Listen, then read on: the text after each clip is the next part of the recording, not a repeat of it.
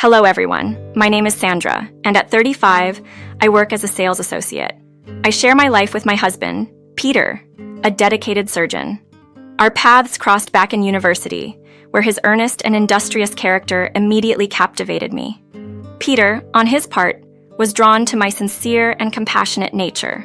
Fast forward 6 years, and our marriage thrives on love, mutual respect, and shared joy, crafting what I believed was an ideal life. Yet, life's unpredictability soon reminded us of its inherent uncertainty. Our journey hit an unexpected bump, throwing me into a state of despondency initially. However, with time, the pieces started to align once more. The day that marked a turning point for us unfolded during a party we hosted, attended by our close friends and Peter's mother. As the evening wound down, I was tidying up in the kitchen when I overheard a conversation that was hard to ignore. A friend of Peter, Daniel, slightly worse for wear from drinking, was making advances on Elizabeth, a neighbor and fellow university alumna, in a conversation that spilled from the porch into my unintentional eavesdropping. The exchange went somewhat like this. "Elizabeth, you look stunning tonight," Daniel slurred, his words a mix of charm and alcohol. "Thanks, Daniel. That's very sweet of you," Elizabeth responded, maintaining her poise. "Got any plans tomorrow evening? How about joining me for a drink?" he proposed, hopeful. "Kind of you to offer, Daniel, but I'm working tomorrow," Elizabeth declined, her voice steady. Undeterred, Daniel pressed, "And the day after? What do you say?" Elizabeth was firm in her response. "I'm sorry, I'm just not interested." Despite Elizabeth's clear disinterest, Daniel persisted, his plea tinged with frustration. "All I'm asking for is a chance to take a beautiful girl like you out. You won't regret it." Elizabeth, however, stood her ground, rejecting his advances with grace. That's when Daniel, frustration peaking and perhaps emboldened by the alcohol, dropped Peter's name into the conversation, implying familiarity would change her stance. Elizabeth, taken aback but quickly regaining her composure, defended Peter, highlighting his loyalty and integrity, only for Daniel to drunkenly insinuate Peter's infidelity. Elizabeth, who had always seen Peter as a paragon of virtue, was understandably upset by the accusation, promptly dismissing Daniel's outlandish claim and advising him to sober up. Not long after, as I was arranging the dishes, Daniel barged into the kitchen, his entrance abrupt. Spotting me, he paused, perhaps realizing I might have caught wind of his indiscreet allegation against Peter during his attempt to woo Elizabeth. Daniel's reaction to being overheard was one of minimal remorse. He seemed almost relieved to have been caught, asserting that everything I had heard was indeed true. He expressed frustration over Peter's perceived invulnerability to criticism or consequences. However, knowing Daniel as Peter's co-worker at the hospital, and having heard both from Peter and his other colleagues about Daniel's envy towards Peter's talents and achievements, I was skeptical of Daniel's claims. It seemed clear to me that his accusations were fueled by jealousy rather than fact. I simply observed him without engagement, continuing with my tasks, as Daniel went on. Shortly after, a commotion arose near the garage between Daniel and Peter. Daniel accused Peter of being undeserving of his successes, to which Peter responded with calm, trying to diffuse the tension peacefully. He suggested Daniel should head home, given his inebriated state, and offered to arrange a ride for him. Daniel rebuffed the offer, labeling his attendance at the party a mistake, and stormed off. I felt a pang of sympathy for Peter. He was undeserving of such hostility. The situation escalated to the point where I had to intervene, ultimately asking Daniel to leave after his behavior became intolerable. Peter later apologized for Daniel's conduct, labeling him difficult at times, and expressing hope that Daniel hadn't been too offensive towards me. I reassured him, though I mentioned Daniel had made Elizabeth feel uneasy. Peter promised to address the issue, suggesting we go to bed given the late hour. Sometime later, my professional life took an unexpected turn when I was let go from my job as part of a company-wide restructuring. This abrupt change shook me, but I persisted in searching for new employment opportunities. Unfortunately, luck didn't seem to be on my side. This period of joblessness began to strain my relationship with Peter. We found ourselves increasingly at odds over minor matters, from my spending a bit extra on home decoration to the frustration of being at home. One day, Peter questioned the necessity of purchasing a new washing machine, suggesting the old one simply needed repairs. I argued for the importance of safety over cost, citing the old machine's noisiness and risk of electric shock. Peter's response was curt, implying that financial concerns were his domain, especially since I was not contributing financially at the moment. This shift in our dynamic was disheartening, illustrating how my short spell of unemployment had significantly altered the balance between us. When I was without a job, even though Peter was doing well financially and we were getting by just fine, I felt belittled. My savings were dwindling and I had cut down on asking Peter for money to almost nothing. I was managing my expenses as best as I could. Inside, I hoped that facing this challenging situation would push me to find a new job quicker, aiming to regain my financial independence like before. One day, I was set to attend a friend's wedding. Another friend had offered me a lift, which I accepted gladly to avoid bothering Peter about the cost of a cab. When I said goodbye to Peter, his indifferent response stung a bit, but I brushed it off, determined not to let it ruin my day. However, my friend was running late, so I ended up waiting in the living room longer than expected, unbeknownst to Peter. Suddenly, there was a knock at the door. When I opened it, a woman around our age stood there, looking surprised to see me. She apologized, claiming she had the wrong address. Just then, Peter appeared, his tone marked by annoyance upon seeing me still home. "I'm just running late. My friend should arrive any moment," I explained, puzzled by his reaction. It felt odd, as if he hadn't wanted me there, despite it being our shared home. Peter briefly acknowledged my comment and then stepped outside to speak with the woman. They talked by her car for a few minutes before she drove off.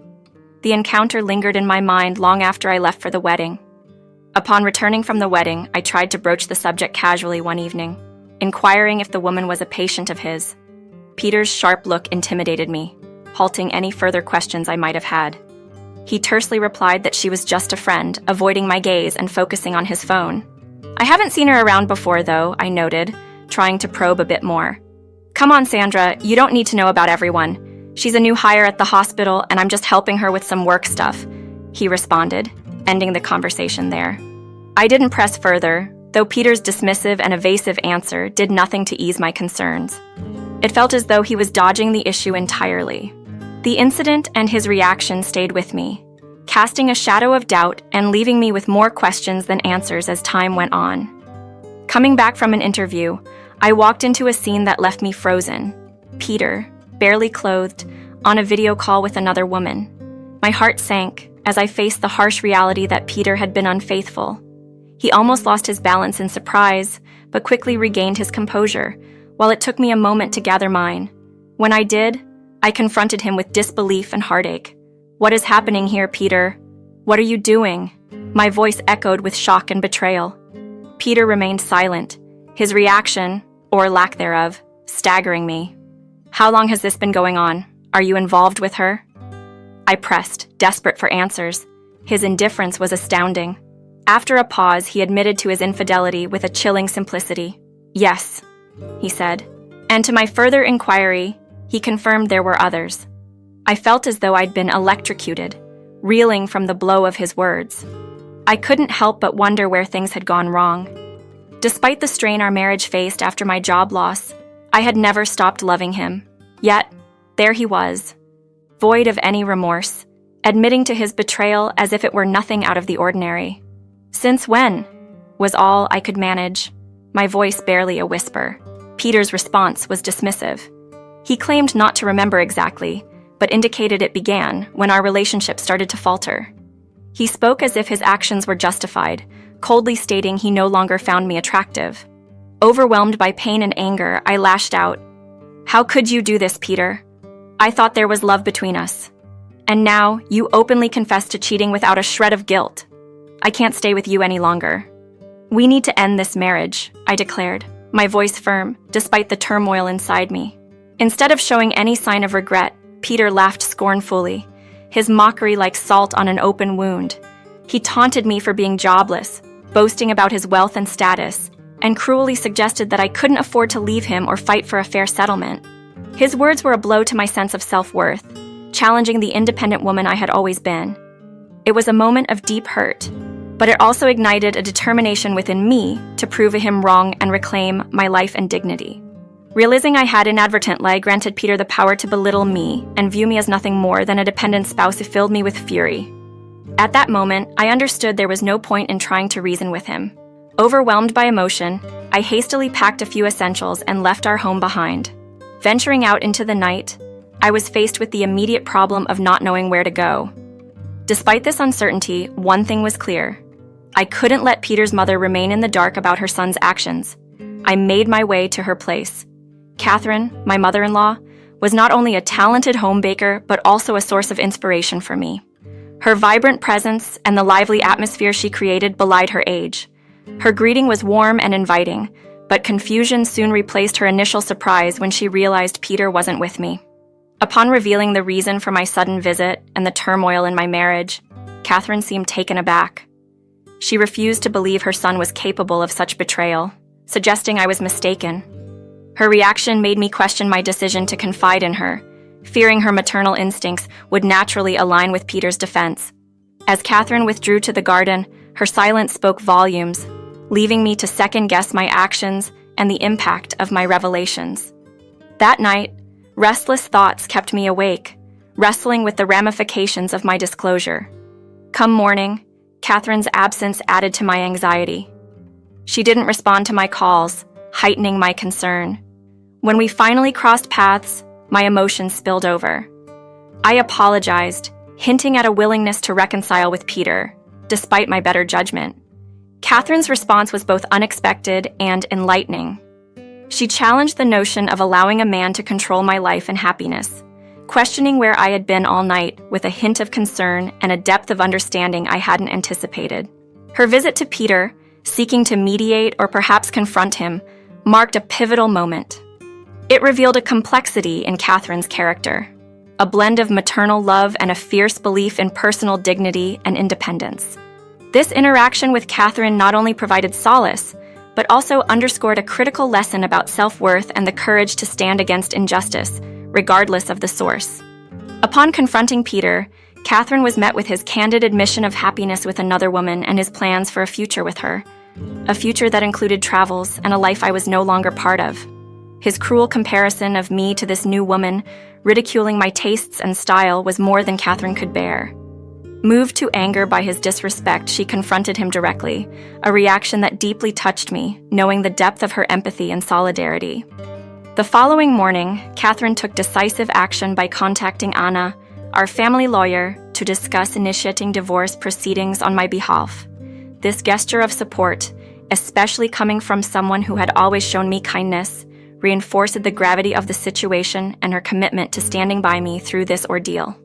I was overwhelmed by Katherine's initiative and her apology for Peter's behavior, as though she bore responsibility for his actions. Yet, in her resolve, I saw not failure, but strength and compassion. She assured me that there was no rush to finalize the divorce, emphasizing the importance of taking time to reflect and prepare financially for the steps ahead. Peter's reaction to the news of the impending divorce was one of anger and disbelief, challenging my ability to sustain the legal battle financially. His words were dismissive and hurtful, but I remained resolute, determined to face him in court and reclaim my dignity. In a moment of unexpected support, Katherine intervened during Peter's tirade, sternly reminding him of the pain he had caused and affirming her commitment to support me through the legal process. Her words left Peter speechless, and her declaration that he was no longer her son reflected a break from the past, a decisive stand against his betrayal. This episode cemented my respect and admiration for Katherine. Her courage to confront Peter, to align herself with what was right rather than with familial ties, was remarkable. Her support became a source of strength and comfort as I navigated the aftermath of the revelation, with Katherine ensuring I remained positive and engaged, away from the shadow of despair. Peter's exclusion from his cousin's wedding, a consequence of his actions and Katherine's firm stance, was a stark reminder of the ripple effects of his choices. Despite the discomfort it caused, Katherine reassured me that the responsibility for these outcomes rested solely with Peter, encouraging me to focus on healing and moving forward, free from the burden of his actions. Her unwavering support in this difficult time was a testament to her character and the depth of her compassion, making her not just a mother-in-law but a true ally and friend. Seeking to understand more about the mysterious woman I had seen outside our home, I reached out to Daniel, who provided me with some crucial information. The woman, named Julie, was a resident doctor and rumors had been circulating among Peter's colleagues about a possible affair between her and Peter. Fortuitously, I came across one of these colleagues who revealed that Peter had been using his laptop to email Julie, as his phone was frequently unreliable. He had neglected to erase these emails from the recycle bin, which later became a pivotal piece of evidence. During the divorce proceedings, Peter resorted to making baseless claims about me. He accused me of being domestically abusive following my job loss and harboring irrational doubts about his fidelity. Moreover, he audaciously claimed I had a borderline personality disorder, suggesting I was incapable of maintaining a normal marital relationship. In my defense, I presented screenshots of the emails between Peter and Julie. Additionally, several of Peter's colleagues came forward to dispute his character portrayal, whereas Peter could only muster vague testimonials from Elizabeth and a handful of friends about his supposed integrity. The jury found Peter's defense unconvincing, ultimately granting me a divorce along with alimony. Katherine was by my side throughout, offering her unwavering support and reminding me that I would emerge from this ordeal stronger. As we left the courtroom, Katherine's words were a balm to my bruised heart. She commended me for refusing to compromise my self-respect and for having the courage to leave a cheater. Her analogy of not letting a biting dog back into the house resonated with me, emphasizing her concern for my well-being over her son's actions. She assured me that if Peter ever attempted to manipulate me into returning or to dodge the alimony payments, I should remind him of his new life with Julie while I focused on loving and respecting myself. I was deeply moved by Katherine's steadfast support, acknowledging that she had been the pillar of strength I needed during this tumultuous time. Her unexpected backing, given her relation to Peter, meant the world to me. I expressed my gratitude, admitting that her support had been indispensable. In her typical fashion, Katherine lightened the moment by tasking me with ordering a raspberry bridal cake and preparing my renowned cottage pie, reminding me of the enduring bond we shared. Her strength, empathy, and unwavering support not only helped me navigate through this difficult chapter, but also reminded me of the power of unconditional love and resilience. Growing up without witnessing a male figure leading and nurturing a family, Peter was my first glimpse into what that could look like. Initially, he embodied the role of a caring and cheerful partner. Yet, as life's unpredictability unfolded, our marriage began to falter, echoing the sentiment that change is an inevitable part of existence. Amidst adversity, the adage of turning lemons into lemonade became my mantra, a reminder to persevere and emerge stronger on the other side. Determined to rebuild my life, I secured a new job, and alongside Katherine, I moved to Seattle. Together, we found and lovingly decorated a beautiful apartment.